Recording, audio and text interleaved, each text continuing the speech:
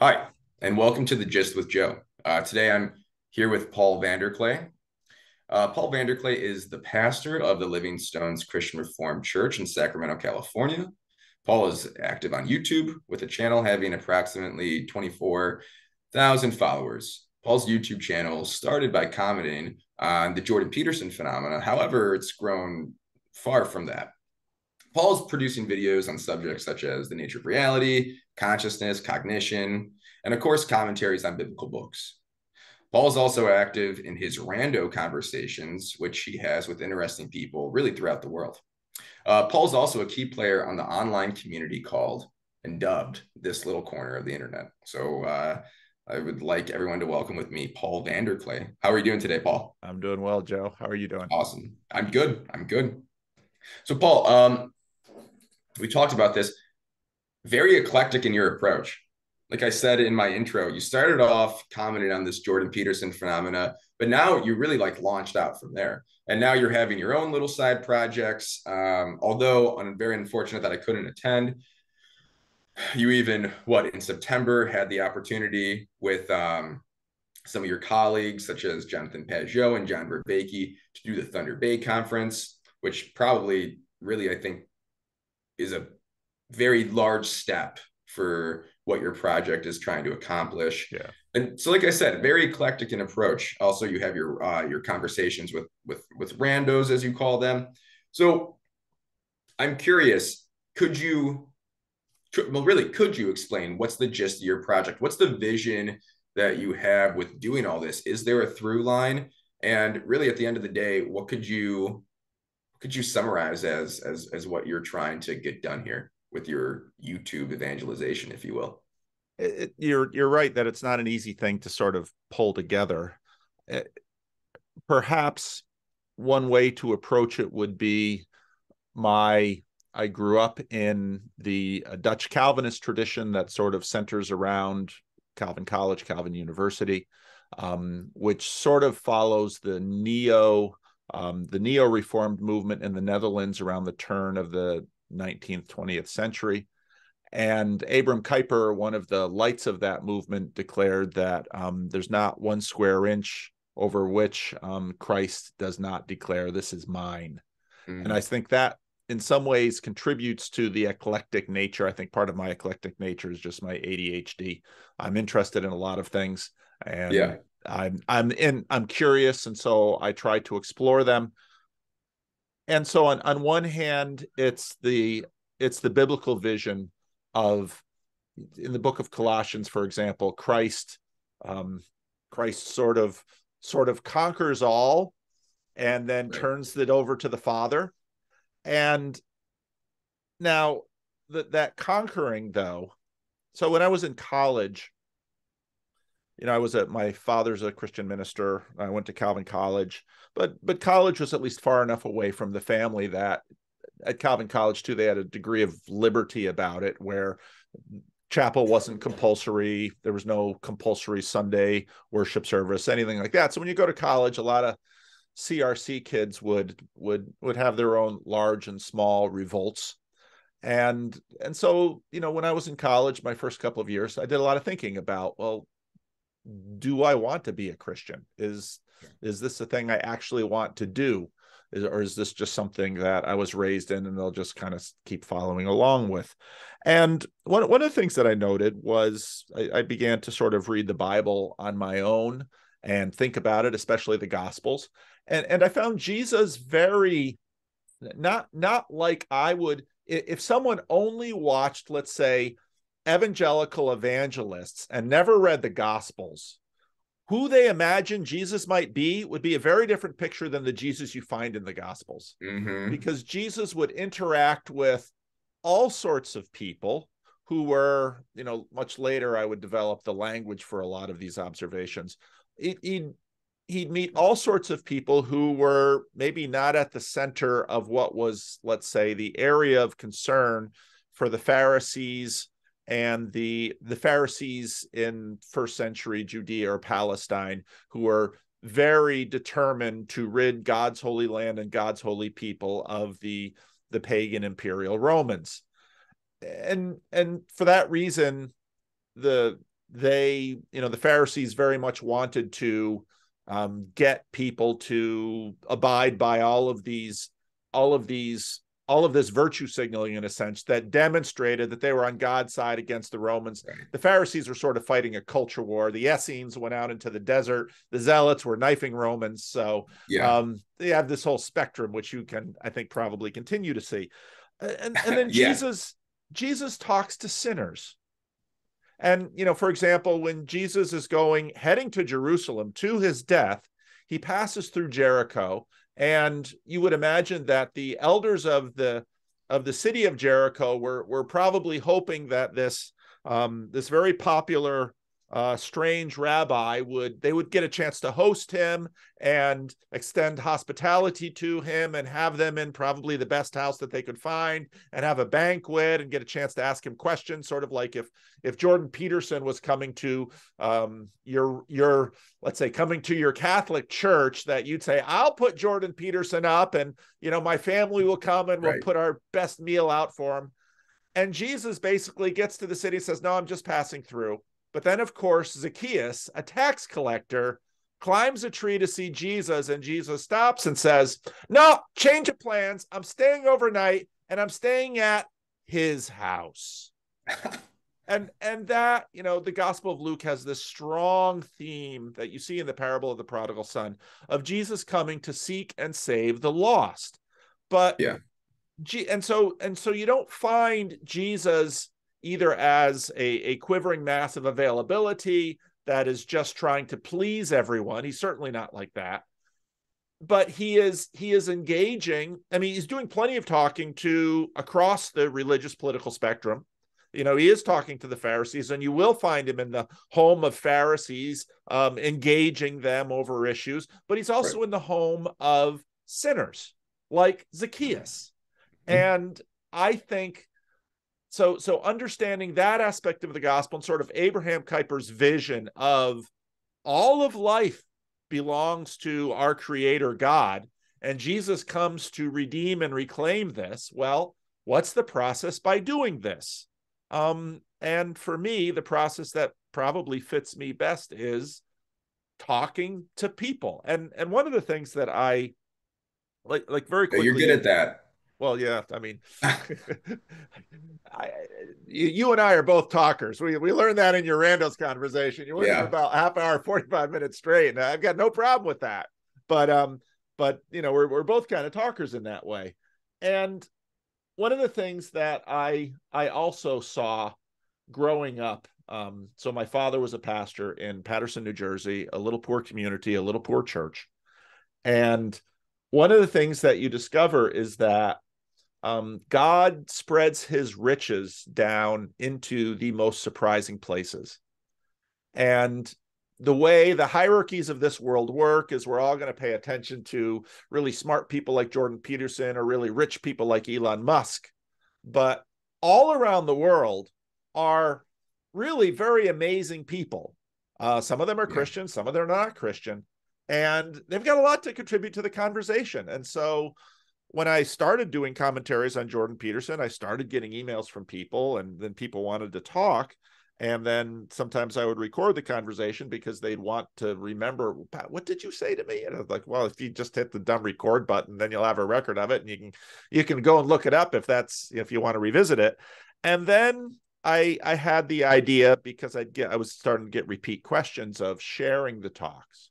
And that Mm. started a whole thing of, some people, of course, some people want to have the conversation. Some people want to have it publicly, because in this world of these strange black mirrors, there is a degree of validation to be seen in the community having a conversation. And I thought, wow, there are so many interesting people out there and so many interesting stories. I think it serves the world, and I think it serves Christ to share them. And so I started sharing these randos conversations, and it's really been a good thing. So that's that's a big part of my channel. Another part of my channel is just that I am interested in a lot of things, and it helps me to sort of think and talk out loud. And I was Yeah. doing that through blogging for a while, which was fine, and it was a good discipline. But then when I started my channel, I realized that if I do this on YouTube, people will talk back to me in the comment section on a Discord server. They make their own little videos, or they start their own channel. Or now sometimes we do these StreamYard things where we're Sure. just chatting. And then I started local groups called Estuary, or Right. local conversation groups, because, and this is one of the things that I think Peterson really helped bring to light, is that we do our thinking together, Yeah. and together we're smarter than we are alone. And so if you can actually facilitate conversation, and it's, even especially across lines, across battlefields. I mean, not the Protestant Catholic battlefield is not like it was 50, 75 years ago, which I think Right. is wonderful that it's a whole lot better now. But if we can have Roman Catholics and Protestants talk, and talk with Orthodox, and talk with skeptics, and talk with atheists, Sure. and talk with Jews, and talk with Muslims, if we can do all that conversation, we can probably all figure out how to live better in this world together and more productively. So why not make some contributions in that area too? And so the channel's been sort of a hodgepodge of all of these things. Yeah. No, but it's a good hodgepodge, and I like what you said about. Well, I like the sentiment that you're expressing here. With this is a Christ-filled mission, and I'm from what I'm hearing is like one way that you are bringing Christ into the world is through conversation. Yeah. And so if this conversation can be centered either explicitly or even just kind of intrinsically in Christ, and that's something that I think that it sounds like you would probably be happy about that, right? Yes, yes. And so then when you look at all of just read the gospels, like Jesus' conversation with the Syrophoenician woman, which is a very controversial conversation, because she has a daughter that needs healing, and she comes to Jesus, and Jesus says, is it right to feed basically the bread of God to the dogs? And so Jesus, don't say things like that. What are And you of doing, course, Jesus? and then of course, but the woman doesn't just run to her friends and say Jesus is a bigot. The woman Sure. comes right back at him and says, Yeah. yeah, but even the little good dogs get to eat the crumbs that fall from the master's table. And of course, then Jesus heals her daughter. Yeah, And there you go. and that kind of, I mean, you come from an Italian Catholic family. In my experience, Italian Catholics, not wallflowers. No, not at all. So That's great. her spirit of sort of not taking offense and playing the victim, and going to Yeah. her own little group, and we're gonna start rumors that Jesus is a bigot and we don't like Yeah. him anymore. No, she goes right back at him, Yeah, you're and gonna do Jesus it is right at like, that table. yeah. Right and there. and you see that in the Psalms too. It's, you don't find, I mean, what if the Jews had all their grievances and they just sort of quietly deconstructed in bitterness and anger? No, they go right back at God, and Yeah. they say, hey, wait a minute, where are you?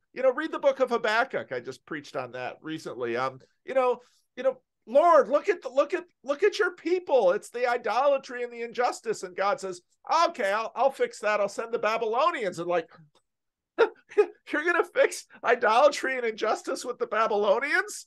And this is the way the Bible is, and I think the people of God should learn from this. Yeah, it's a good vision of maybe how we should be acting right now. We talked about that in the Randos conversation for a little bit. You can have confrontation, you can have disagreement, right? There's Paul, we could have a 8 hour dialogue right now about the differences between my Roman Catholicism and your Protestantism. However, we're not. And we know the differences. We're aware of the differences. The differences can and should be stated from time to time. However, as you said, I mean, this is where the Holy Spirit is working in conversations like this and in conversations that I see on your channel a lot. And yeah, I mean, that's I think one of the reasons why you're such an interesting figure. Now, I'm also curious. So there's Paul Vander Klay, right? The pastor who's in Sacramento, who's making cool YouTube videos, who's talking to cool people. Then there's this Paul Vander Klay that transcends, right? And Paul Vander Klay, maybe correct me if I'm wrong, and correct me if you don't even want this title. Maybe spearheader, one of the spearheaders of what many people call this little corner of the internet. So then you have that, and I'm sure that to a degree it's a similar project, but I'm sure maybe at times you've maybe like looked back and said, "Oh, are these you know meshing with one another?" And so, but you're shaking your head yes. So I don't know if you want to say anything about that before I really get into my question. Well, there's a lot of people who have that question Sure. because there are people who, have questions. Well, this estuary project of yours, is there a clear gospel presentation every time you have an estuary meeting? And my answer is probably not. Right. You're hanging out with, let's say if you're a real hardline Protestant, you're talking to an icon carver. Didn't we destroy icons in Sure. the 16th and Right. 17th century for a Wasn't that reason? our MO? That's right. That's what Protestant is, right? Yeah. Or you're talking to John Vervaeke, who, was teaching a class on Buddhism and cognitive science, and he's Sure. a non-theist, and he's talking about Neoplatonism, and you're identifying, aren't you afraid that you're going to be a vector for all kinds of things that aren't, that aren't really in line necessarily with Christ and his mission? That's a question I get. Oh, of course. And with that, I want you to speak on the behalf of TLC. So I asked you, what's the gist of your project? Okay. Now, and I know you've gotten this like, 'cause I did my homework. I've been on your channel, and even before now, right? I'm fairly active in your channel, and I know that what the conversations are about. You've been talking. I can even remember a conversation that you had in October. You've been talking a lot about on-ramping. So you said, I think you said something along the lines of, how do you introduce the gist to someone new? Because this can't be just this like isolatory group, right? Because that there's also something that would be dangerous in that if it's just if this is just going to be if we're going to be an isolationist nation essentially, well then are we actually doing what you said before and getting the word of God out there through conversation? So could could you describe, and I don't even know if it would be your responsibility, what would be the gist? What's the gist of the project of TLC I think currently? Even how about that? I think it's trying to have honest conversations about difficult subjects. And in that way, part of why Jordan Peterson made such a big splash was he was willing to say things that were politically incorrect, but a whole lot of people knew. And then he would engage in a lot of these questions and controversies honestly. It doesn't mean he had to get everything right, but Yeah. there was a give and take in that. And so then, I I was making videos about Jordan Peterson, and people say, well, there's Jonathan Peugeot out there. He's an Orthodox icon carver. You should talk Yeah. to him. And it's like, okay. So then I talked with Jonathan, and I learned more of his story and everything. And then people were like, well, there's this colleague of Jordan's, John Vervaeke, out there. And, I watched some of his early Buddhism and cognitive science classes he was doing, and the audio quality was terrible, but his ideas were interesting. And then go talk to him. And then I discover, he grew up in a little fundamentalist community in Canada, and is rather wounded by it. And that put him on a spiritual journey to a lot of interesting places. And I also discovered, the more I talked to him, that he was an incredibly interesting and generous conversation partner, and a Yeah. great many things. He's also courageous. And so that spirit of daring to talk about difficult things. And again, I see that in Jesus. In Luke 15, Jesus says, basically confronts the a little bit of the cancel culture in that culture war that says, Jesus, you shouldn't talk to tax collectors because they're basically turncoats who are letting down the cause. And Jesus says, no, I will.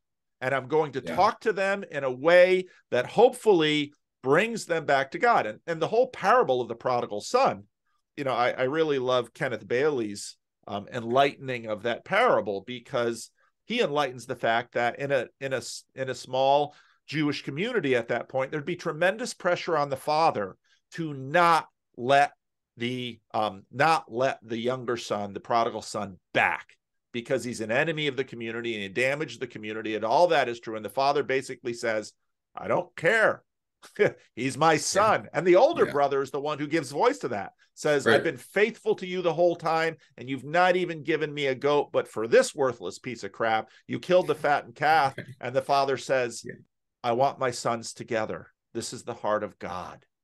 And so in this little corner, I see a space to do that. And Yeah. so you're exactly right. If to the degree that this little corner gets insular, that's a problem. Yeah. But openness is it's a difficult thing to maintain without either just endemic, conflict going on inside, or just Sure. becoming formless. And so that's a Yeah. difficult tension to continue to try to hold. It's a hard thing. It's like how many hens can you allow in the coop? And then the opposite of that is, how free form can this be? Right. And so maybe it sounds like what you and your colleagues were doing at Thunder Bay was maybe this step into bringing this internet word out into flesh, Yep. having physical contact with one another, making this present, having people come to this physical location, and then what they can do is they can go back to their respective communities and say, "Hey, listen what I learned."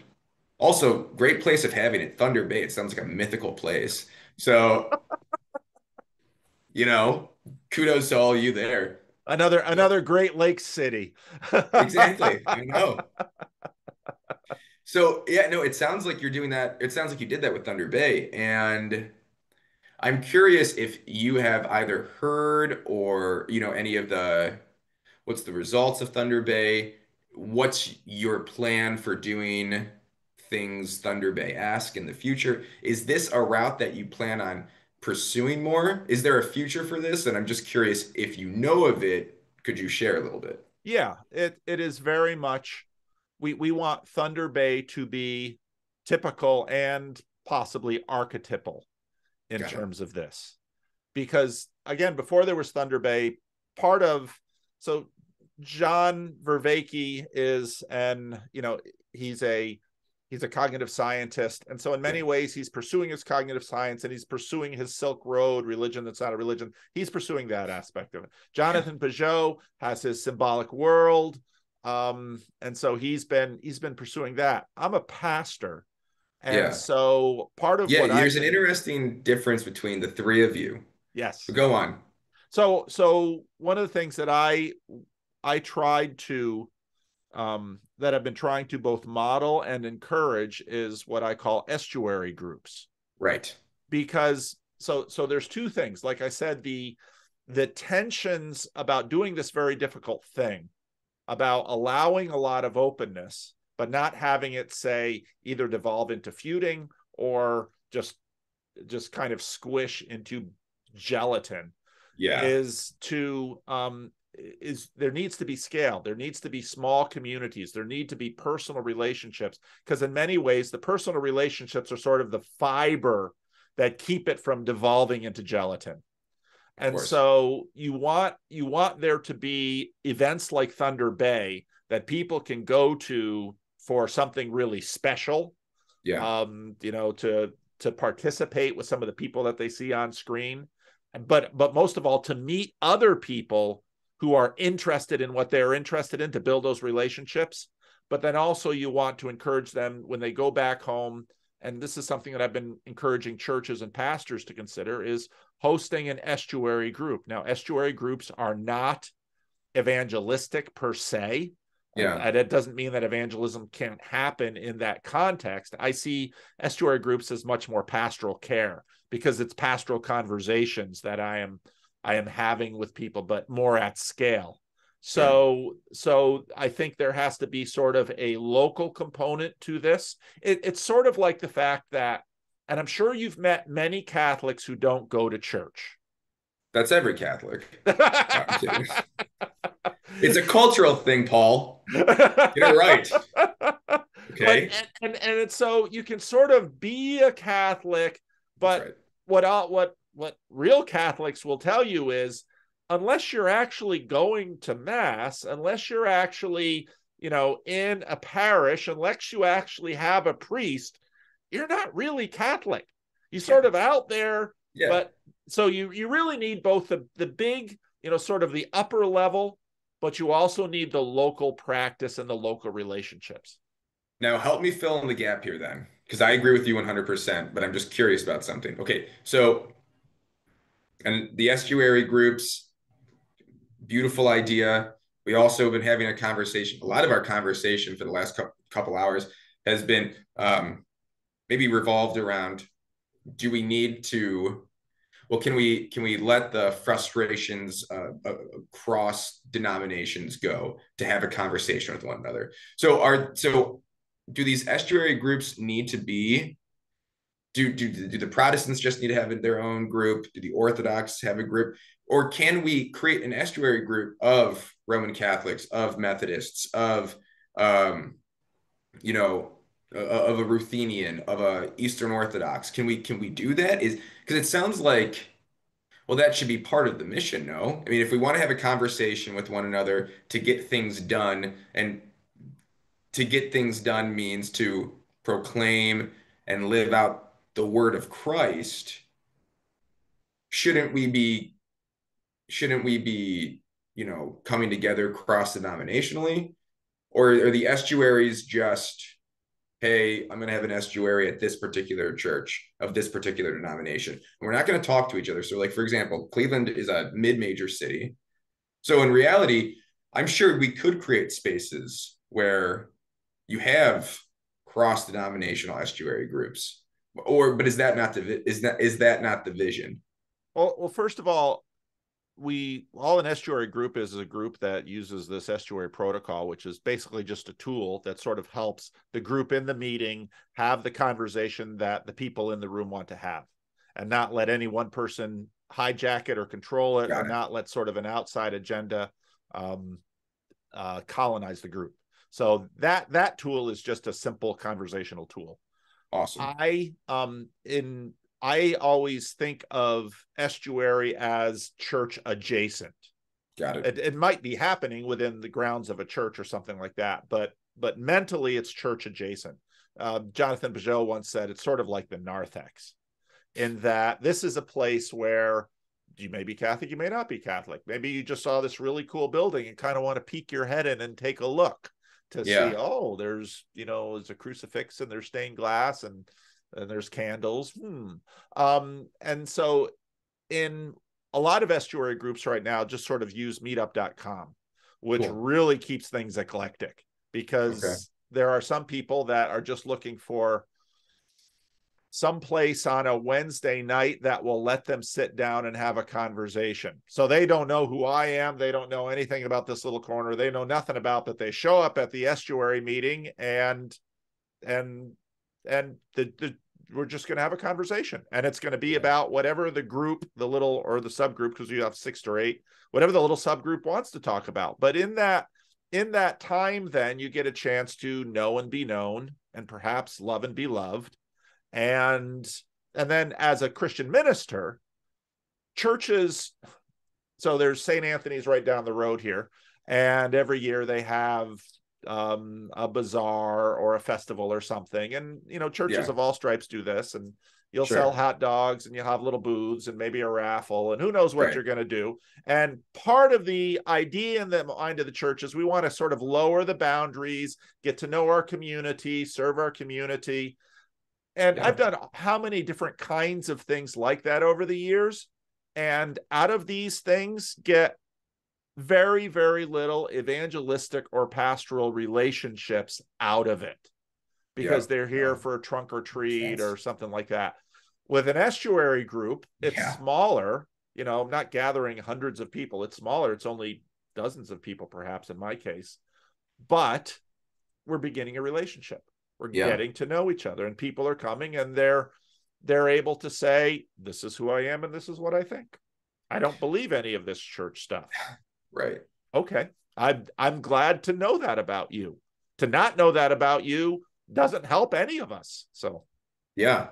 And then it sounds like the micro then, spills in, feeds into the macro. And then again, that goes back to this Thunder Bay idea. yep. And then we have these large conferences and we could say what we want to say. We could talk about what a common theme of these groups have been and feed into it that way. I think that's really cool. So part of what's been happening, so myself, John Van Donk, he's been helping me work on this.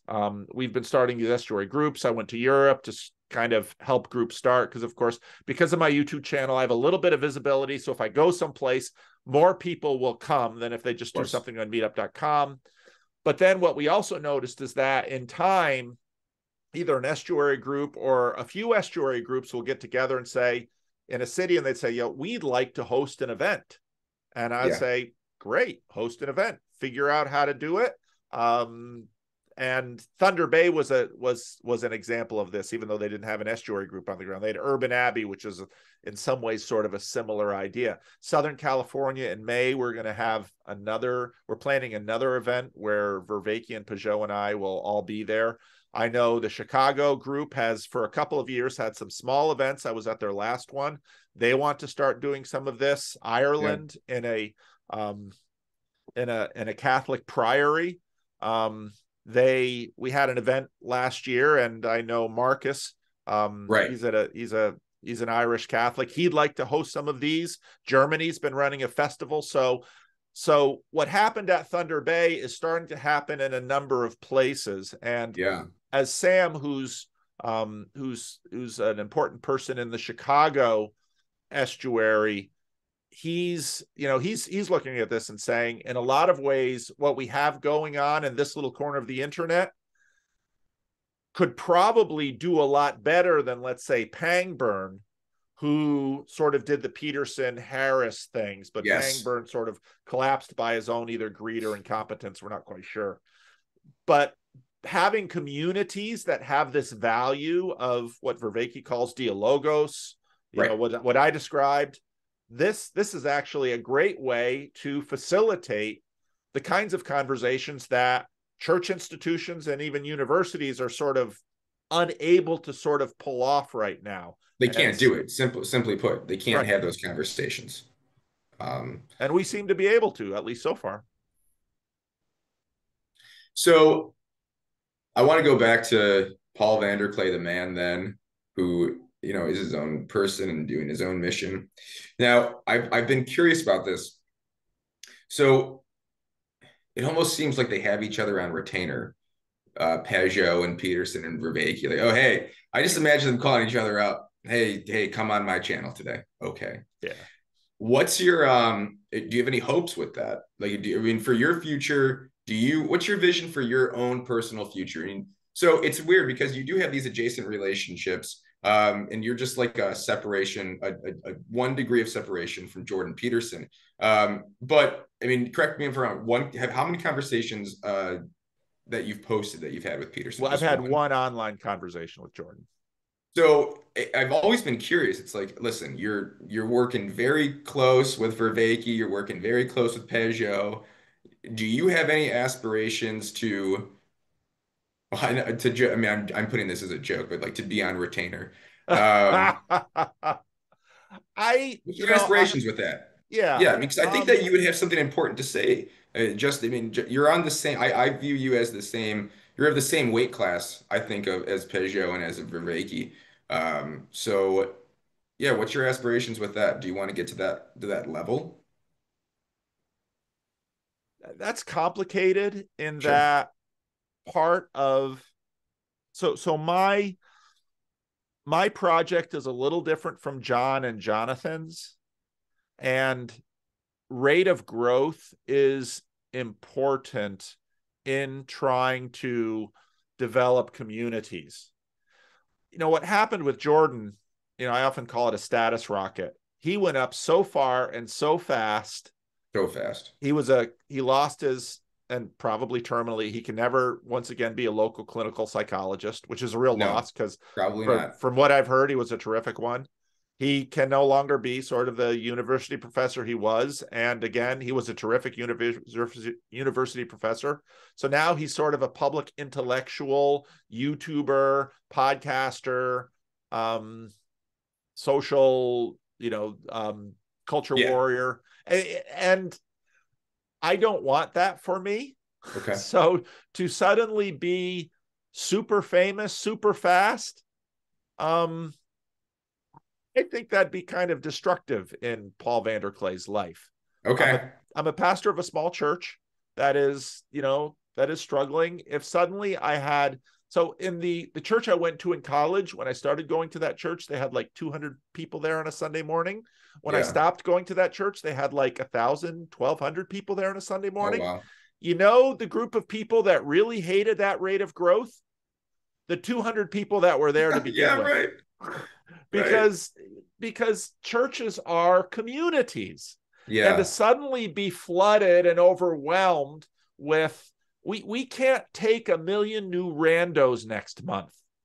That would, in a sense, swamp the estuary. That would be like a tsunami. And I don't know much about estuary biology, but I suspect a fully functioning estuary, if it gets inundated by a tsunami, will likely need a period of recovery until normal productive estuary functions can resume. Yeah. So whereas I think Jordan and I are going to have a conversation at some point in the future online again.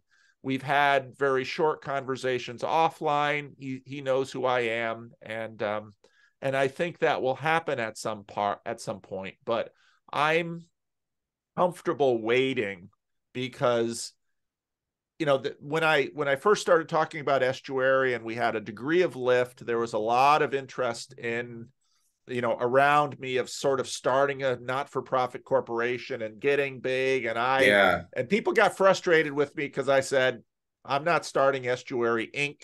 I'm not starting a monolith. Heard you say that before.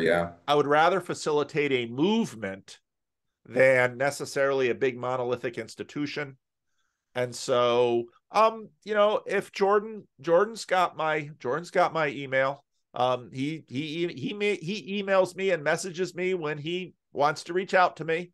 Sure. So when he wants to do something, I'm available. That's awesome. I'll let the Daily Wire crew in and they can talk to me. That's all right. Come on in, Ben. That's what you'll say. You can sit next to Kermit. In, Ben. No, Let me that's introduce great. you to my friend Jacob. Oh, that's wonderful. No, I love what you said there, because I think maybe and I don't know, obviously I'm just speculating here, but John Vervaeke, Professor Red, I'm sure he's probably going through a similar thing right now because he has increased fame. Now, Jonathan Peugeot's a little different because, well, he doesn't have that collegiate academic life. And so, but no, I know with John, I emailed him and his receptionist got back to me about doing an interview, and she said, he had been delighted, but he's just so damn busy. Right. And so, hopefully that's what happens. That's exactly what happens. Hopefully this video will make him have a conversation with me. So if you're watching John Vervaeke, please have a conversation with me. It will be fun. You'll enjoy your time. But that's same the with question you, of Jonathan scale. Peugeot. And a big, so there have been people around me that, for example, want me to have a handler. Okay. Paul, okay. You get inundated with requests for conversation. Why don't you have someone who decides for you who to talk to and who not to talk to? And part of the reason I keep the randos conversations and the channel open, even though I'm always getting complaints, there's no rando slots. Yeah. There are rando slots. They just get taken quickly. This is a question of size, but I want to keep open conversations with people that I am not cherry picking. Got it. Because that leaves me open to that helps eliminate the blind spots in my life and in the picture. Thank you. I love it. And I think we should wrap this up now.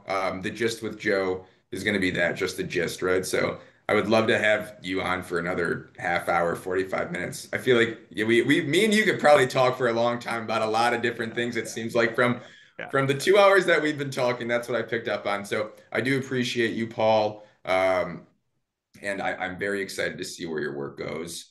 And thanks for hopping on. All right. Thank you, Joe.